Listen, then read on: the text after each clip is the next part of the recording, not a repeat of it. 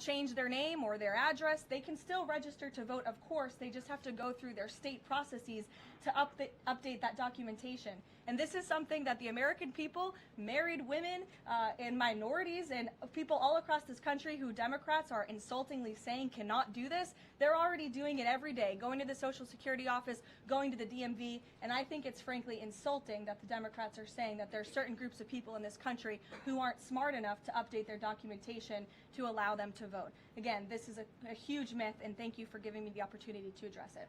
Of course, and then there's one more question about DHS. The funding issue has been 3+ weeks now.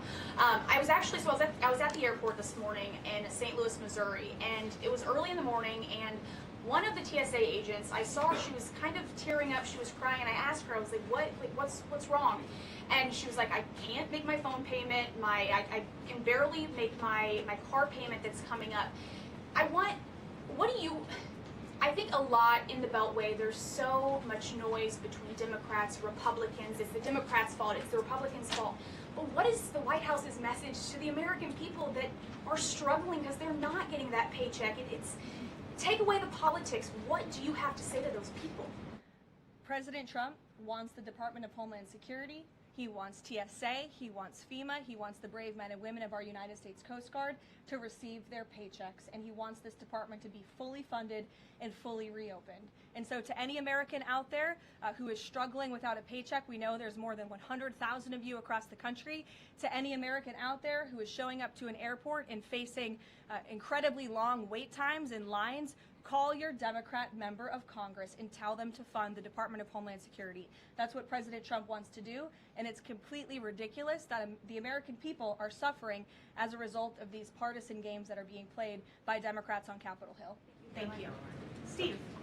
You said the operation was going faster than anticipated. What is your current timeline for how long the war will last? So look, as you know, Steve, the President and the U.S. military's initial timeline was about 4 to 6 weeks to achieve the full objectives of Operation Epic Fury. Again, to destroy their missiles and their ability to make them, destroy their Navy, permanently deny them nuclear weapons forever, and to, of course, weaken their evil terrorist proxies in the region.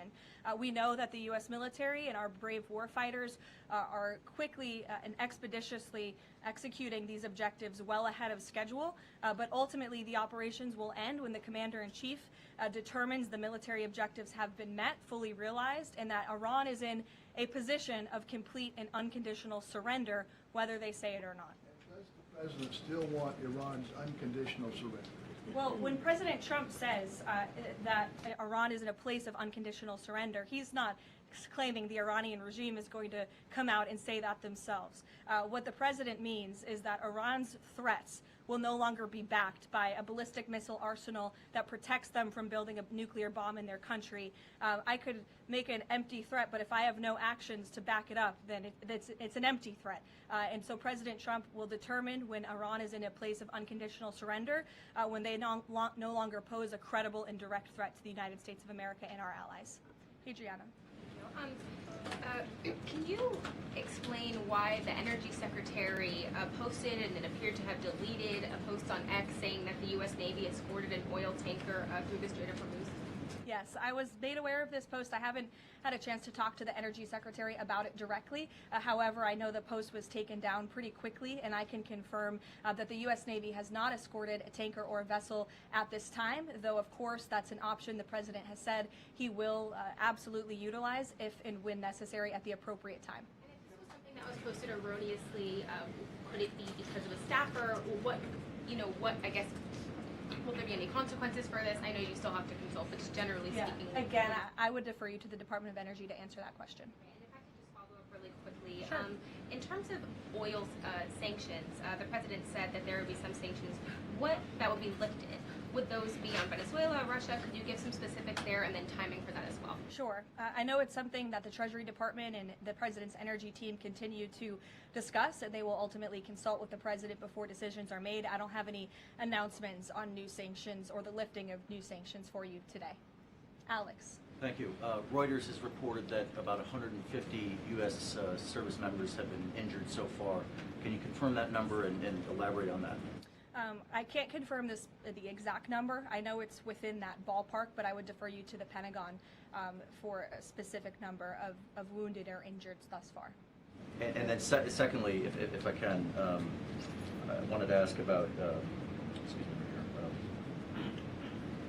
here, there was a briefing on the Capitol Hill today, and some senators came out and said they were more convinced than ever that there would be U.S. boots on the ground. Senator Blumenthal said that, in fact. Your reaction to that, and any update on President Trump's thinking about it? Look, I would say that Democrats on Capitol Hill are clearly being quite disingenuous.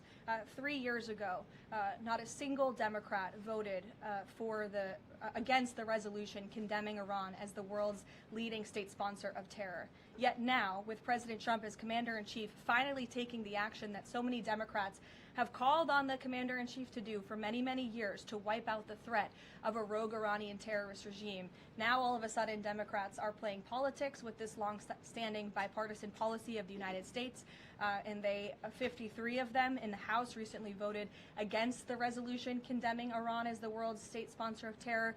So I wouldn't take Democrats at their word. As for boots on the ground, the president has talked about this repeatedly. Wisely, he does not rule options out as commander-in-chief. So again, I would hesitate to confirm anything that a Democrat on Capitol Hill says right now about the president's thinking.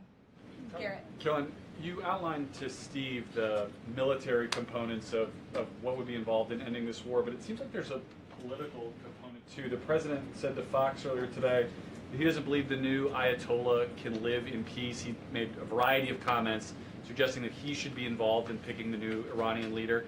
Is the ending of this war also contingent on Iran selecting a leader that the president finds acceptable? And if so, how is that not the definition of a regime change war? Look, as President Trump has blatantly and frankly stated, it's obviously within the best interest of the United States and the West to no longer have a radical terrorist in charge of Iran, especially as we see their reaction to Operation Epic Fury. They had their missiles turned towards our Gulf and Arab partners in the region. Again, this was a regime that chanted, or still chants, death to America. We look at the way that they are holding the entire world hostage with the restricting of the free flow of energy through the Strait of Hormuz. So the president, I think, is making quite an obvious comment. Again, as for the timeline of the military operations with respect to Iran, we have objectives that we have laid out that the commander-in-chief wants to see achieved. When they are achieved, then it will ultimately be up to the president to end this operation. Okay, so I think you're not exactly addressing my question, though. Is that political objective also necessary for the president to decide to end this war? Look, again, I just told you the objectives of Operation Epic Fury. When those objectives are met, the president will dictate the end of these operations when he deems that Iran no longer poses a credible threat to the United States of America. And again, it goes back to what does that unconditional surrender look like? Iran can talk all they want, and their words will be very empty when we've completely annihilated their navy, as we are doing, when we've taken out the threat of their ballistic missile capability, when we can firmly, finally ensure that they can no longer make a nuclear bomb to threaten the United States and our allies and our troops in the region. And that's what President Trump is ultimately seeking to do with respect to this operation. Karoline? Jennifer. There was a shooting outside of a synagogue in Baltimore. Do you know if the president has been briefed on that, and do you have any more details on what happened? I don't, but we certainly will get you more details, Jennifer, and I don't know if the president has briefed, but I'll check on that when I get back to the Oval Office after this. Sure. Thanks, Karoline. The president said yesterday for the first time that he had to strike Iran because he believes that Iran was going to strike U.S. targets within 7 days. And then he bumped that down later to 3 days. Where is he getting that? Well, that's not the first time the president has said that he chose to launch Operation Epic Fury because he felt as though Iran was going to strike the United States and our assets in the region first. Again, I addressed this in the last briefing. This was a feeling the president had based on facts provided to him by his top negotiators who had been engaged with the Iranian regime in a good faith effort. The Iranian regime was lying, deceiving the United States of America, clearly trying to continue their nuclear program to create a bomb that would, of course, threaten the United States of America. Again, their ballistic missile arsenal, they were rapidly aggressively increasing that by the month to a place where they would essentially build immunity for themselves, where a future president or President Trump would not be able to launch this incredibly successful operation. And so the president, again, as I have reiterated and he has said, was not going to sit back and allow the Iranian regime to threaten or to attack the United States of America any longer. But there are no U.S. leaders or Israeli leaders who are making those same claims. So is he making this up to justify his decision to go to war now? The president is not making anything up, Nancy. He is looking at this every single day based on intelligence, based on facts, and based on intelligence that he himself and his negotiators have consumed based on their, again, negotiations with the rogue Iranian regime over the past year. And the president and his team tried in a good faith way to reach a diplomatic deal through peaceful means with the Iranian regime. And Iran chose this path to death and destruction.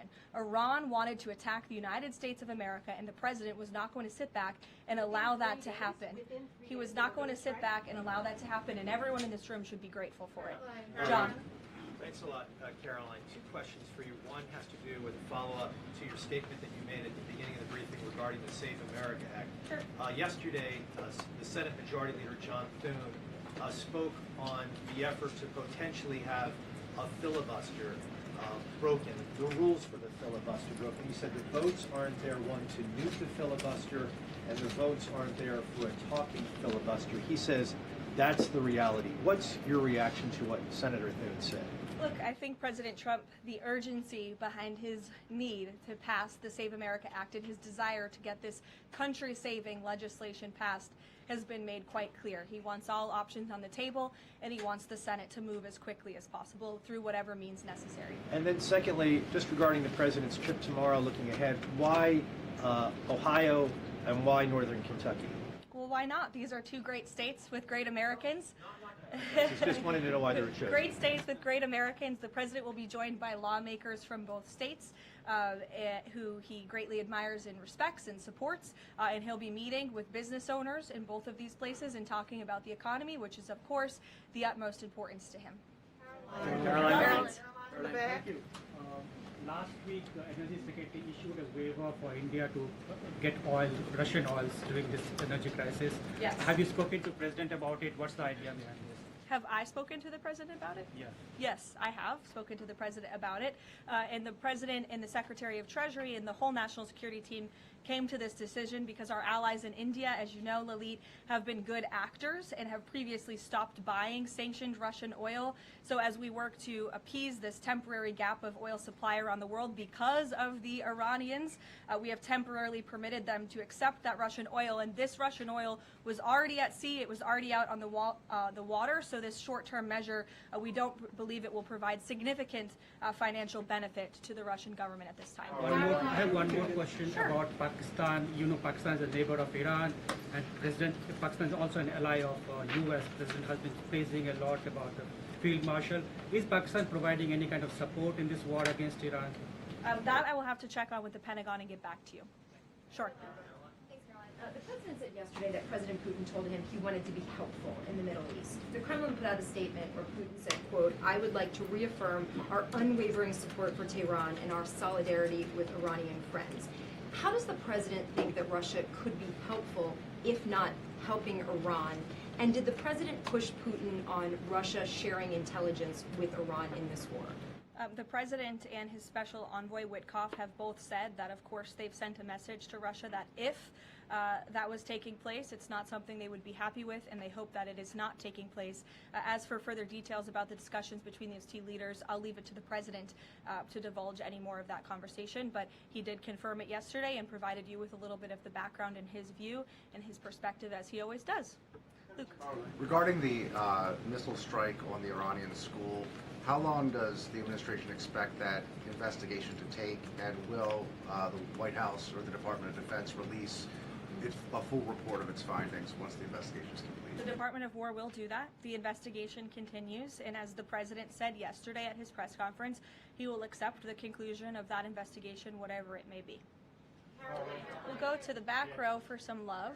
Sure, in the back with the glasses. Go ahead. Caroline, regarding the Shield of the Sitting down. Americas. Caroline, is And there then you can go, but go first. Okay, thank you. is there an update regarding You have rough real estate back there, so I'm is, trying to give you is some there an love. update regarding Cuba, and also is an economic deal imminent?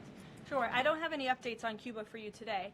Obviously, this is something the administration is actively dealing with. The president's made it quite clear, it's his belief, based on fact, that the Cuban regime is bound to fall. The country is obviously in a very weak place, economically speaking. The people are crying out for help, and the president believes and knows that the Cuban regime wants a deal. So as you know, Secretary of State Rubio has been engaged in those conversations as directed by the president. I don't have any updates for you today, though. Thank you, Caroline. Regarding the Shield of the Americas, the initiative by President Trump this weekend, big names, a lot of countries, but some notable absences. For instance, Colombia, which is a key ally with the United States in terms of counter-narcotics. And President Gustavo Petro was here at the White House, and he met with President Trump. Why wasn't Colombia invited to the Shield of the Americas? I don't think we're seeing the level of cooperation we quite want to see yet from the Colombian government to invite them to the Shield of America's event in Pact, but we certainly hope that this newfound organization will expand and we can continue to invite additional member countries. But there was quite a few countries there. I believe there were 17 countries represented, 12 heads of state with the president over the weekend. They signed a defense agreement with all of our militaries to emphasize the need to combat drug cartels through Latin America and the Western Hemisphere, and ultimately, of course, to curb the illegal trafficking of drugs to the United States, which is the president's utmost priority in all of this. So it was a great event on Saturday, and we look forward to the coalition expanding. Kelly in the back. Caroline, thank you. Good to see you. I want to get back to another question that was asked earlier. It talked about the political aspects, but there's also the ideological and the spiritual aspects of what Iran has said for 47 years. Death to America, death to Israel. And we've just finished talking about the fact that terror has been around the world. Iran has been the nexus of that in so many ways. Has the president stated clearly to the American people why this is such an imminent threat in order for Democrats on Capitol Hill and Republicans and the American people to understand how imminent the threat was? I think he has, Kelly. I mean, you've heard from the president on an almost daily basis over the course of the past 10 days. You've heard it from me at this podium. You've heard it from the Secretary of War, the Secretary of State, the Vice President of the United States. You know, the president's top cabinet and his officials have been repeatedly explaining to the American public the threat that Iran has posed to our country in this moment, but of course over the course of the past 47 years. And their words, again, chanting death to America, speak for themselves. Go ahead. You can follow up. Why the division within the American people? I realize that we have the people are talking about the War Powers Act. They're talking about all kinds of issues. But have people forgotten just how imminent that threat was? If they keep saying death to America and death to Israel, they mean it. Look, I don't think the American people have forgotten, but I think Democrats on Capitol Hill, they have not forgotten, but they are just so plagued with this resistance to President Trump on everything that they do that, again, they can't even rally behind the common sense, bipartisan, long-standing principle of the United States of America that Iran absolutely poses a threat to the United States, that Iran is the world's leading state sponsor of terrorism, and I think that's reflected again in their voting pattern. In 2023, every single member of the House of Representatives, with the exception of one, I believe the final vote was 412 to 1 in 2023 for a resolution condemning Iran as the world's state leading sponsor of terror. And now in this year, under this president in 2026, 53 Democrats voted against that exact same resolution with the exact same language. I don't think that's a change in the threat that Iran has posed to the United States. I think it's a change in the Democrat Party's thinking and their vicious hatred for President Trump. Danny? Sure. National threat level, following on Kelly, what's the national threat level right now because of this death to America, death to Israel issue? I believe the Department of Homeland Security and the FBI have repeatedly and continuously provided updates on the threat level to the homeland. I don't want to speak on it out of turn from up here, but of course, the federal government is continuing to coordinate and partner with local law enforcement agencies across the ground to thwart potential threats to the homeland. This is something the administration obviously takes very seriously. We are thwarting threats that, frankly, most Americans don't know about because they never make headlines, but that's the great work that the Department of Homeland Security is doing, and it emphasizes and underscores the point of why Democrats need to fund and reopen fully the Department of Homeland Security right now.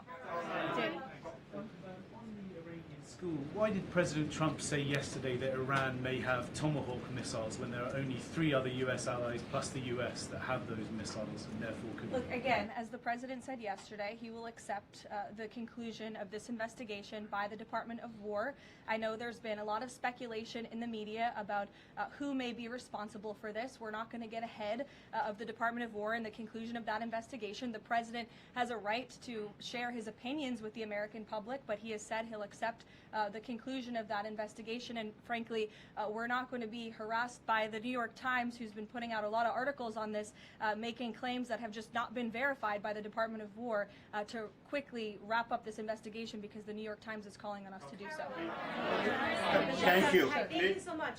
Karoline, with the DHS currently under a partial Democrat shutdown, does the administration have any specific concerns about potential impact on Homeland Security or intelligence monitoring of sleeper cells inside the United States? And do you have any comment on the bombing, the 2 individuals that bombed New York City or tried to? Yeah, it was absolutely despicable to see that attack in New York City. I know the FBI is investigating, and the Department of Justice and SDNY have announced they are charging those 2 individuals and alleged terrorists, and I know they won't rest until justice is sought in this case. Daniel. Thank you, Karoline. Appreciate it. Millions of Americans are filing taxes for the first time since the president signed the One Big Beautiful Bill Act into law.